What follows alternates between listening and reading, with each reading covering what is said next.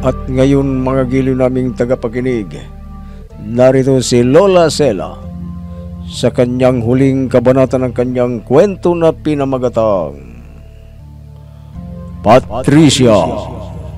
Dito sa ating dulang, mga kwento ni Lola Sela.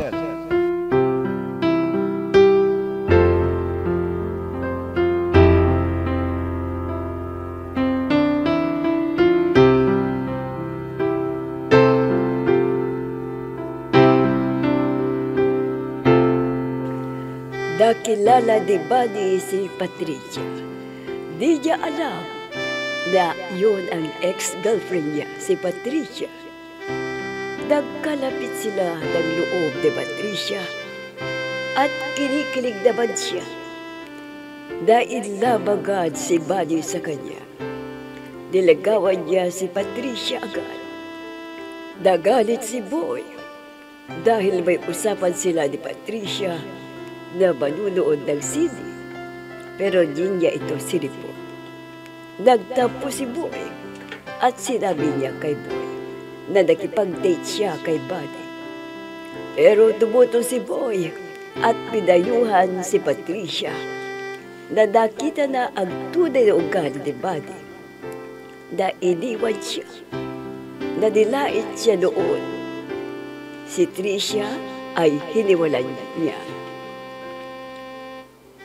Nilait niya si Boy at nasaktan sa mga sinabi ni Tricia at narinig yun ni Fatima. At kinabukasan, naging mataba siya ulit. Nagmamakaawa si Tricia kay Fatima at sinabi ni Fatima na huwag siyang manglait at mamibinta sa kanyang kapwa. Sa isang banda, galit na galit si Lori kay Tricia at pumunta siya sa gym.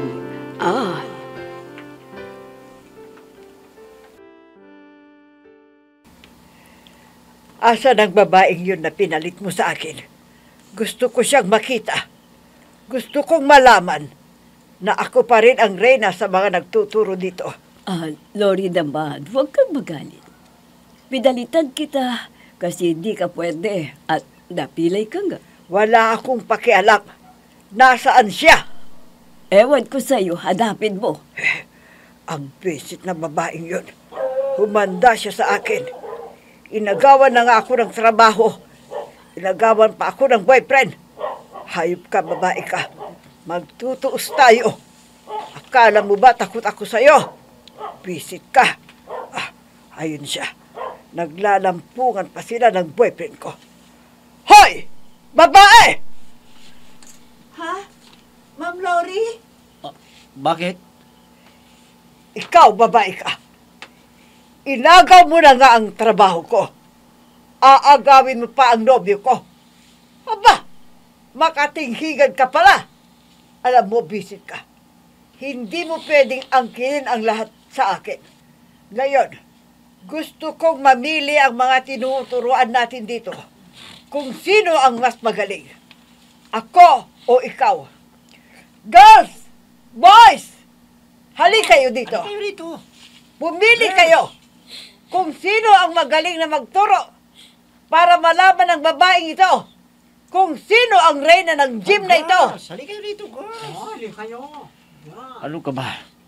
Tumigil ka na nga, Lori. Anong tumigil? Para magkaalaman na kung sino ang may karapatan dito. Ano? Lapitan ninyo kung sino. Oh, ba't dyan kayo sa kanya? Bakit? Kasi ang sabi niyo sa amin, lapitan namin ang mas magaling magturo. Siya po ang magaling at mag-explain. Lalapit Okay, ako Brad. rito sa kanya. Halika na. Ihatid mo na ako. Gusto ko nang umuwi sa amin. I'm sorry, Lori. Pero hindi kita mahal eh. Mas mahal ko si Trixie. Siya ang pakakasalan ko. Siya ang mahal ko, hindi ikaw. Nawala ng pagmamahal ko sa'yo. Binago ni Trixie ang lahat. Mahal ko siya. Punyeta! Magsama kayong dalawa! Magsama kayo!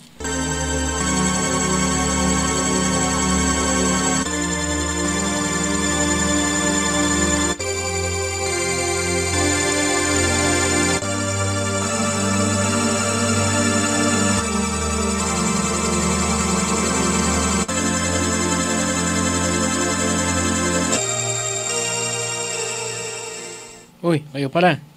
Bakit? Anong kailangan nyo? Gusto sana naming dalawin si Tricia eh.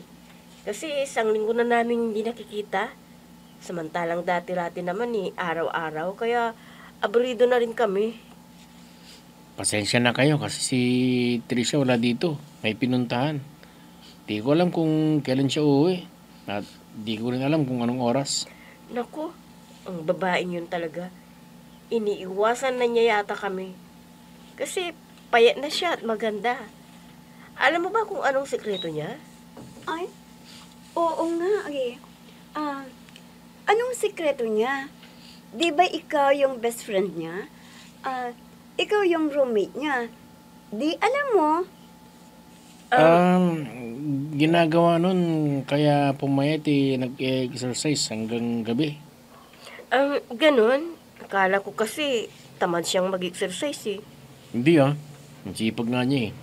Halos di na siya matulog para pumayat. Ay, kawawa naman ang friend namin. Gusto lang pumayat talaga. Kaya, nagpapagod siya. Oo, kaya nga busy siyang lagi. Pakisabi na lang na pumunta kami dito ha. Kasi miss na namin siya eh. Oo, huwag kayong mag-alala. Sasabihin ko yan sa kanya.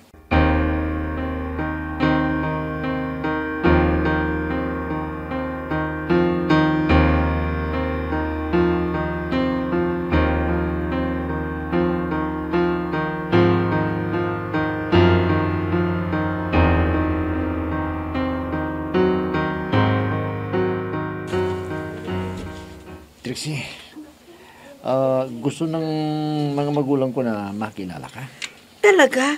Naku, nakakaya naman. Bakit ka naman mahihiya? Magiging asawa na kita eh. Magiging Mrs. Buddy ka na. Bakit ka mahihiya? Basta ikaw ang magiging asawa ko kasi mahal na mahal kita. Paano kung maghabol si Ma'am Lori? Wala. Ikaw ang mahal ko. Ang babaeng pagkakasalan ko, wala nang iba. Talaga? Promise? Oo. Iniwanan ko na siya eh. Mas lalong ayaw ko sa baboy na ex ko dati. Timpi pa, Patricia. Baboy pala. Itong sinasabi mong baboy ang pakakasalan mo. Teka, ang kamay ko, nag-iibang anyo na naman. Kailangan na makaalis ako. Diyos ko, Fatima na naman. Anong Okay na nangyayari eh. sa'yo? Hindi ka mapakali dyan, ha? Excuse me ha. Kailangan ko mag-CR. Excuse me. Sige. Okay lang.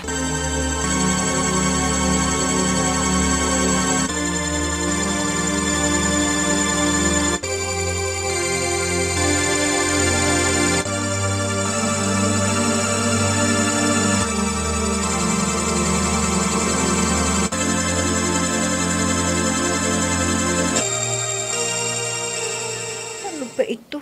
Bakit naging dambuhala ako ulit? Nagbago ulit ang aking anyo. Fatima, nasan ka ba? Bakit ganito ulit ako? Akala ko okay na tayo. Akala ko bati na tayo. Mabait na ako naman kailangan ba bang bumalik ako sa ganitong itsura, ha, Fatima? Fatima! Oo, hanggat di ka nagbabago.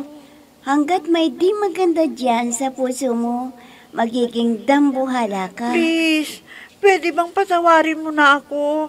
Kasi magbabago ako talaga. Pero, sige na, patawarin mo na ako. Hindi na ako magagalit. Hindi na ako manlalait ng iba. Di pang matagalan yan. Uwi ka na at nagbabago ka ulit. Ay, salamat, Fatima. Oo, uwi na ako at magpapaalam ako kay Buddy. Isa pa yan. Alam mo ng ugali ng tao. Nararamdaman mo yan kung mahal ka o hindi.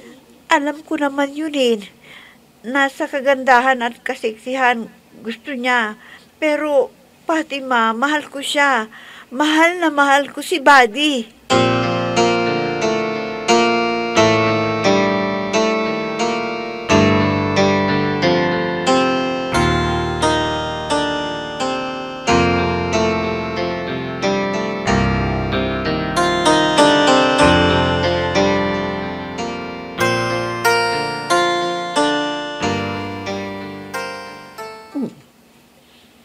kaya ang kausap ni Trixie? Pakikinggan ko nga. Ah, ano? Siya si Trixie? Yung matabang babae? Ngayon, maghanda ka sa gagawin ko. At alam ko na ang sikreto mo. Ikaw pala si Patricia.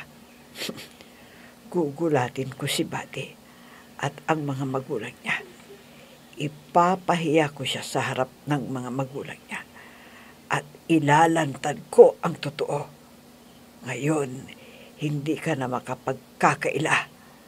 Makakaganti na rin ako sa iyo. Makakaganti rin ako sa iyo ngayon.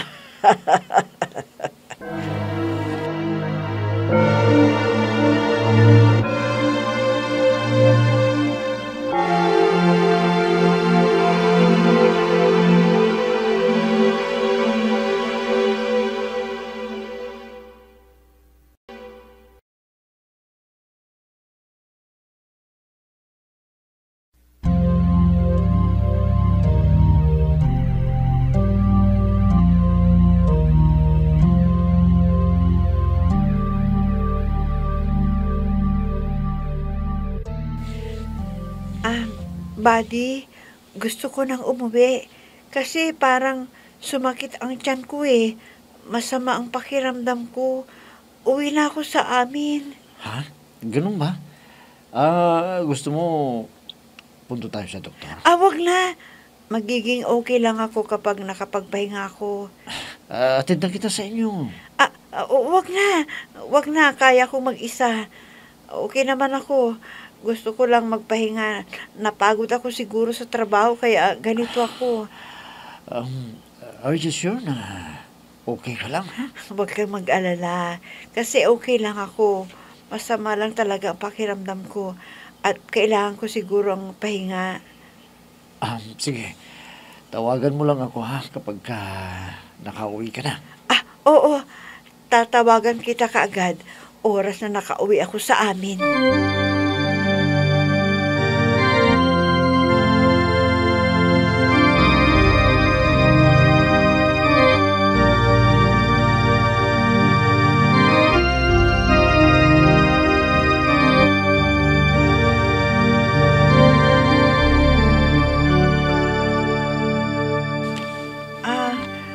Tulungan mo naman ako.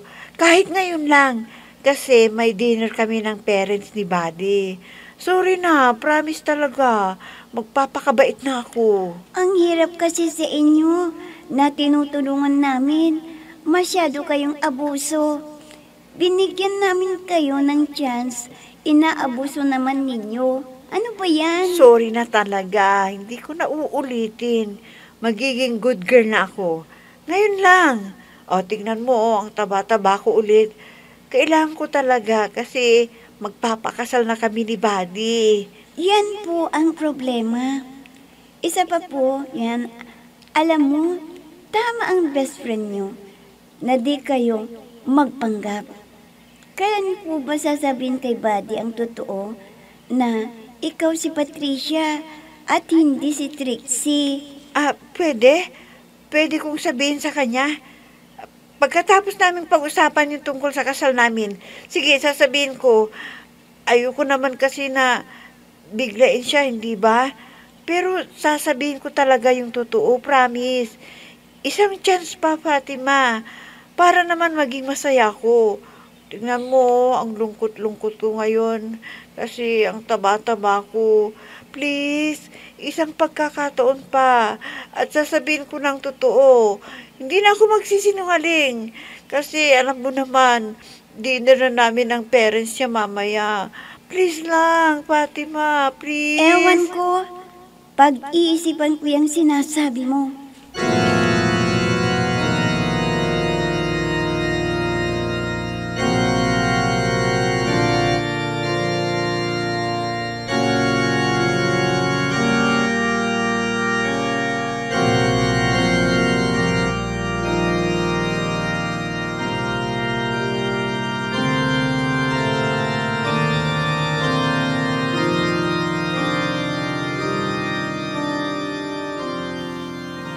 sige, baka magbagong isip niya at imagine niya ulit yung katawan mo. Kain ka pa, baka sakali maawa siya sa'yo. Ito na nga kumakain na nga ako. Kung sana mabago yung isip niya at bigyan ako ng chance uli. Hindi na ako mag-aapi at magmamalit ng tao kahit ngayon lang. Oo kasi. Nagbago na ba ang katawan ko at mukha ko? Hindi pa nagbago. Naku, paano kaya yan? Patricia, purnado ka naman. Fatima, parang awa mo na. Sige na. Kailangan talaga na mabago ang itsura ko, Fatima. Patricia, ayan, nagbabago na ulit ang katawan mo. Gumaganda ka na ulit. Naawa sa'yo si Fatima. Naku, yung habili niya, huwag mong kalimutan. Kundi magagalit yun sa'yo. At babaguhin na naman yung itsura mo. Thank you, Fatima, my fairy. Binigyan mo ulit ako ng isa pang pagkakataon. I love you, Fatima. Promise, Basta magiging kahit good anong girl na mangyari ako. sa'yo, andito pa din ako. Oo, Bes. Ikaw pa rin.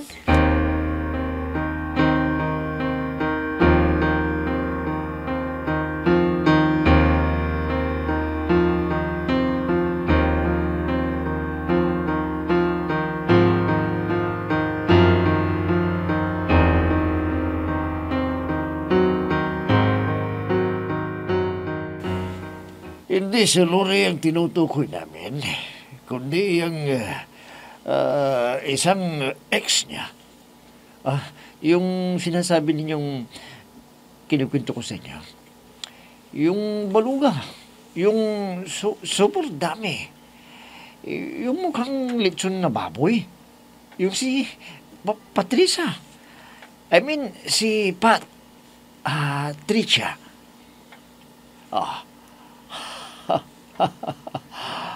Nakakahiya siya talaga.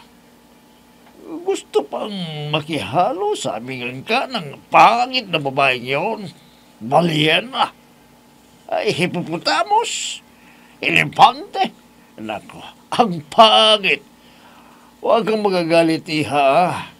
Sinasabi lang namin yung totoo, pero alam mo, may hawig kayo ni Patricia. Maganda naman si Trixie. Si Patricia pangit. Baluga. Ang ganda-ganda at sexy ni Trixie. Para maging kamukha niya babaeng yun. Kapag nagkataon na si Patricia ang pagkakasalan mo, ay susumpa ka namin ng mama mo. Teka, Trixie, sa pamilya niyo ba? Ay, may lahi kayong butataba. Baka naman, pag nakasal na kayo ni Buddy, ay baka lumaki kang parang elepante.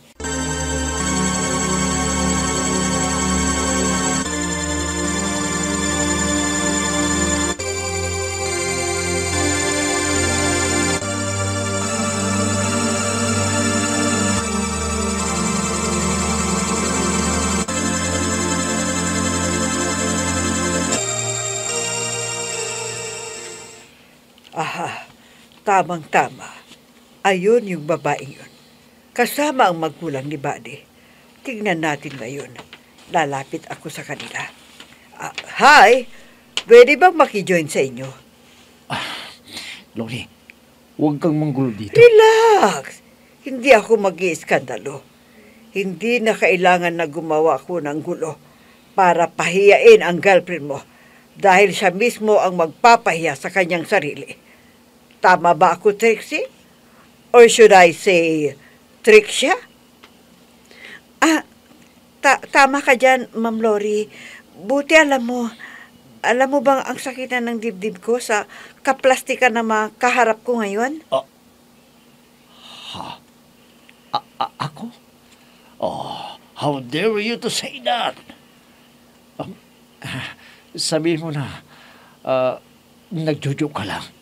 Buddy, alam mo, kayo at ang pamilya mo, ang big joke. Kung manglait kayo, sagad-sagaran, akala mo, napaka-perfecto nyo. Teka, sandali. para maintindihan nyo. Wait lang. Ito. Ha? Oh. Gulat kayo, no? Patricia? Ikaw? Nagpakatanga ako. Alam mo, Patricia? pinipilit ko na maging okay ako sa'yo. Pinangarap kong maging maganda. At ito na nga. Pero, ganun palang ugali ninyo. Sobra kayong malait ng tao. Akala ninyo, ang gaganda ninyo, ang pupogi ninyo. Oo nga, mayaman kayo. Yung itsura ninyo, okay. Pero ugali nyo, simbulok ng basura. Ang iitim ng budhi nyo. Buti na lang, natauhan ako. Alam mo, buddy, bagay kayong dalawa ni Ma'am Lori. Bakit kamo? Kasi, ang pangit ng ugali nyo. Kasing pangit ng basura. Mga walang kwentang nilalang. Sa'yo na yung body na yan. Bagay na bagay kayong dalawa, Ma'am Lori.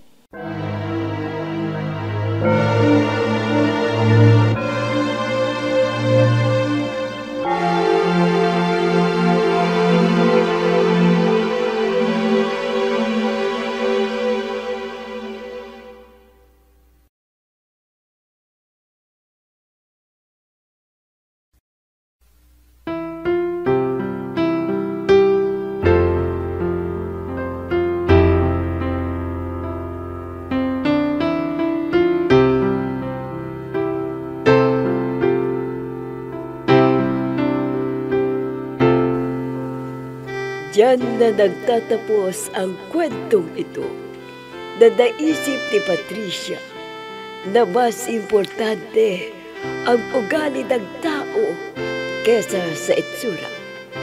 Maganda at gwapo ka nga kung mapanglait at mapang-api ka naman sa kapwa.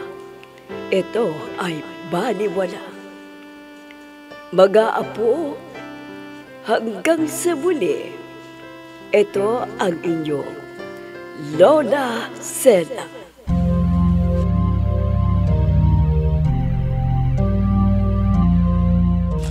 Magiliw naming tagapakinig, diyan na nagtatapos ang ating kwento na pinamagatang Patricia, dito sa ating dulang Mga Kwento ni Lola Sela. Mga nagbigay buhay sa ating dula: Myra Abrihal Narnula, Susan Malignem, Ami Diaz, Oscar Ora, Robert Di Guzman, Jun Cabato, Eva Alcoreza. Technical Supervision at Musika, Oscar Ora. Nilapatan ng tunog, Robert Di Guzman. Sa panulat at direksyon, Oscar Ora. Mga Kwento ni Lola Sela. Inihahandog ng IFRI Recording Studio para sa Pambansang Radyo ng Pilipinas, Bombo Radio, Philippines.